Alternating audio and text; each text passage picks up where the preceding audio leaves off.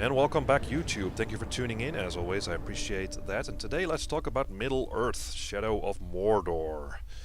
Now, there are some rumors floating around the internet that a sequel to this game is in the works. So I thought, well, I haven't played the first one, so let's try that.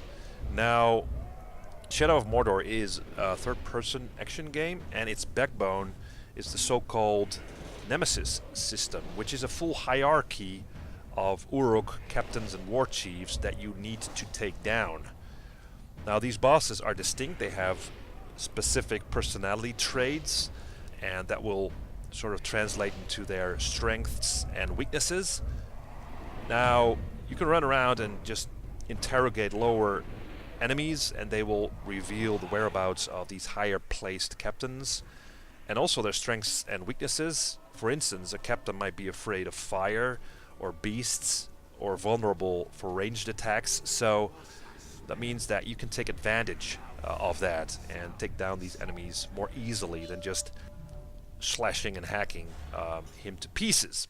Now, the great thing about this system, it's really dynamic, and if you successfully take down a boss, like a captain or a war chief, you'll get stronger, and you can take on these higher level enemies, these higher level bosses. But if they beat you, they will get stronger and get promoted. And the next time you'll try and kill them, they will remember you, they will taunt you, which is really fun.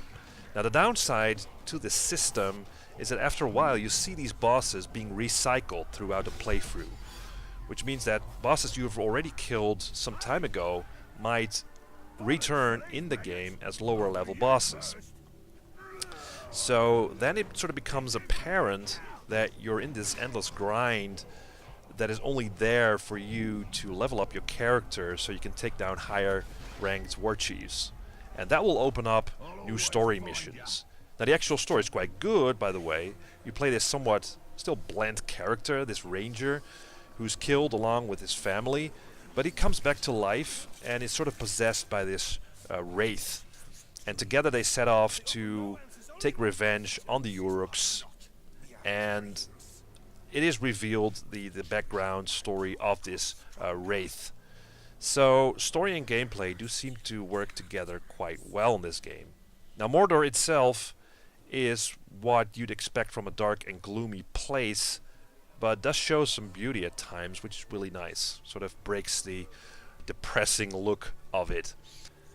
Now, combat is quite interesting. It's sort of a combination of things, and it feels very similar to the Batman games that are also made by Warner Brothers. So, on one hand, you have this sort of traditional hack and slash, button mashing, sword fighting, and you also have to time your blocks, and you have finishing moves and execution moves that are thrown into the mix. So it's quite action-packed, but you can also do stealth kills where you sneak up on an enemy, backstab him, or you can do ranged attacks. So it's sort of with your bow and arrow. So it's a really nice combination of things.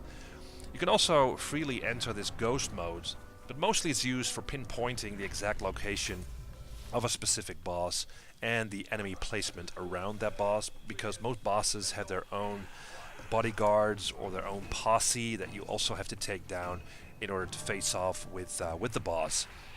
Now, the actual fighting, as I said, is kind of button mashing combined with timed combos and finishing moves. And for instance, if you've chained enough hits, then you can sort of start doing these moves, and they're very cinematic. I mean, they're some of the best execution moves in any game I've ever played. It's really, really brutal. Still, it is possible to get somewhat burned out by this whole thing, by the grind and by the combat, especially when you need to kill this one boss and you just don't have the skill yet, or you have not unlocked a specific combo that will make it easier for you to kill him. So you need to do some of the mundane side stuff in this game just to get enough XP to keep leveling your character. For instance, there's a repetitive mission there where you need to free slaves for the Uruks, or you need to like stealth kill 5 Uruks. Also, there are collectibles to be found. I mean, but this stuff is in all of the open worlds that you've ever played, and it gets old really fast. And the thing is that the world just doesn't change by your actions. How many enemies or how many bosses that you take down, it doesn't matter. The world doesn't change and new enemies will respawn.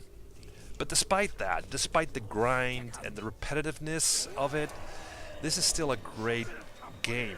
And it has a lot to do with that nemesis system, because you want to take down that specific boss that just killed you. You want to get back in there. You want to go after him yet again and kill him. And the satisfaction from doing that is just amazing.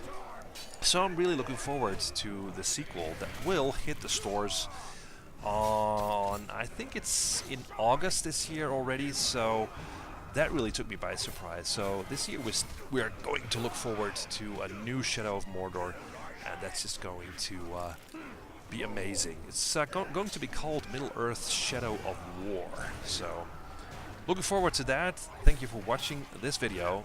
Please subscribe, let me know what you think, and see you next time. On my lesson already? Will it ease your pain to kill me?